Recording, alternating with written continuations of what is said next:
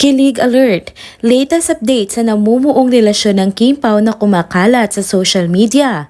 Yang Constantino at Ogie Alcacid naghandog ng mga kanta para sa Kim Pao movie na My Love Will Make You Disappear. Paolo Avellino nagbigay ng regalo sa mga staff ng Team Ogie sa Magpasikat 2024 bilang pasasalamat sa suporta at kaligtasan ni Kim Chiu. Kim Chiu, may regalo din na natanggap mula kay Paolo. Tara, usap muli tayo.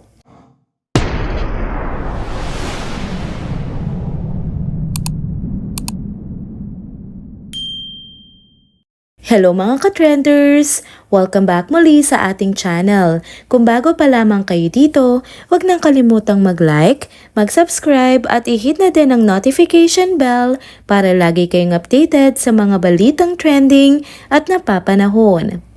Mga ka-trenders, ready na ba kayo sa pinakabago at nakakakilig na update tungkol sa tambalang Kim Pao na kinababaliwan ng marami? Kung in love kayo sa chemistry ni na Kim Chiu at Paolo Avellino, tiyak na magugustuhan ninyo ang balitang ito. Usap-usapan pa rin sa social media ang di umano'y namumuong relasyon ni na Kim at Paolo na mas kilala ng kanilang mga fans bilang Kim Pao. Talaga namang abala ang mga tagahanga sa paghahanap ng mga palatandaan mula sa dalawa, lalo na tila mas madalas silang lumalabas na magkasama at ang kanilang mga simpleng interaction ay puno nga ng kilig vibes. Kamakailan, nag-viral ang tweet ng isang fan na si Mercified na nagsabing kung siya raw ang reporter, hindi na niya sasayangan ng pagkakataon na magtanong kay Paolo kung sila ba ni Kim. Diretso na lang daw niyang tatanungin kung ano ba ang pakiramdam na maging boyfriend ni Kim Chiu.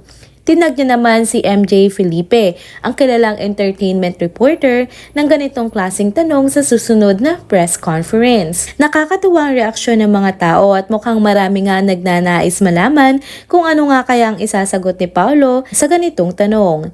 Hindi naman nagpahuli si MJ Felipe at sumagot sa tweet ni Mercified. Ayon sa kanyang karanasan, kapag pilit mong pinipilit ang isang tao tungkol sa mga ganitong bagay, mas lumalayo ang posibilidad na may aminin sila. Sabi niya, ang ganitong klaseng pag-amin ay dumarating lamang sa tamang panahon kapag handa na mga taong involved. May pahiwatig pa siya na mas maganda kung hayaan na lang ang mga bagay-bagay na mangyari sa tamang oras. Kasi kung totoo naman ang nararamdaman ni na Kim Chiu at Paolo Avellino, darating din ang pagkakataon para ipahayag nila ito. Sa kabilang banda, nagbigay rin ng opinyon si Bodolerang Chismosa sa Facebook tungkol sa tambalang Kim Pao. Ayon sa kanya, hindi na kailangan pang umamin ng dalawa dahil sapat na mga sweet na kilos at aksyon nila. Minsan, mas authentic pa nga ang ganitong klaseng relasyon kaysa sa mga ina-announce lang para sa promotion. Ramdam ng mga fans ang pagiging totoo ni na Kim at Paolo kaya't hindi na mahalaga kung may opisyal pa na kumpirmasyon o wala. Sa ngayon, mukhang kontento na mga fans sa closeness ni na Kim at Paolo kahit walang direktang pahayag mula sa kanila. Sabi nga ni MJ Felipe, respeto ang mahalaga para sa espasyo ng dalawa at tila sumasang-ayon ng mga fans na wag sila bigyan ng pressure. Kung darating man ang tamang panahon, hayaan na lang natin na kusang mangyari ang lahat. Para naman sa mga tagahanga ng Kim Pao, tila ang kasabihang actions speak louder than words ang pinangahawakan nila sa ngayon. Patuloy ang kilig habang nagiging mas madalas ang kanilang public appearances. Kaya't abangers na lang ang lahat sa susunod na kabanata ng kanilang nakakakilig na kwento. Ngayon, dumako naman tayo sa ikalawang topic ng ating video update. Handa na ba kayong kiligin at ma-excite? Kamakailan, binanggit naman ni Yang Constantino na nagsulat siya ng isang espesyal na kanta para sa bagong pelikula Kim Pao. Ang kantang may pamagat na Just the Two of Us in the End ay inialay niya sa kanilang love story sa pelikulang nakakaintrigang pamagat na My Love Will Make You Disappear. Sinabi pa ni Yang na talagang malapit sa kanyang puso ang kantang ito at bagay na bagay ito para sa intense at sweet na journey ni na Kim at Paolo sa kanilang bagong proyekto. Tiyak na magiging theme song ito ng pelikula. Sino ba naman ang hindi ma-excite, diba? Nakikita niyo na ba ang chemistry ng kanta at ng tambalan nila sa screen? Ngunit hindi lang si Yang ang nagpasiklab dito. May balita ring may inihandang kanta si Sir Augie Alcacid para sa pelikula. Talagang napakaraming talented na artist ang nag-aabang at nagsusumikap na maging bahagi ng Kim Pao movie. Siguradong magiging mas exciting ang project na ito dahil sa dami ng contenders para sa theme song. Kaya naman, nag-aabang na mga fans at puno ng excitement ang kanilang mga komento. Ipinapakita ng mga taga-suporta ang kanilang suporta at ang mga inaasahang magagandang awit na tiyak na magdadala ng ligaya at kilig sa kanilang mga puso. Super promising talaga ang project na ito kaya lalo pang nagliliyab ang anticipation ng mga supporters.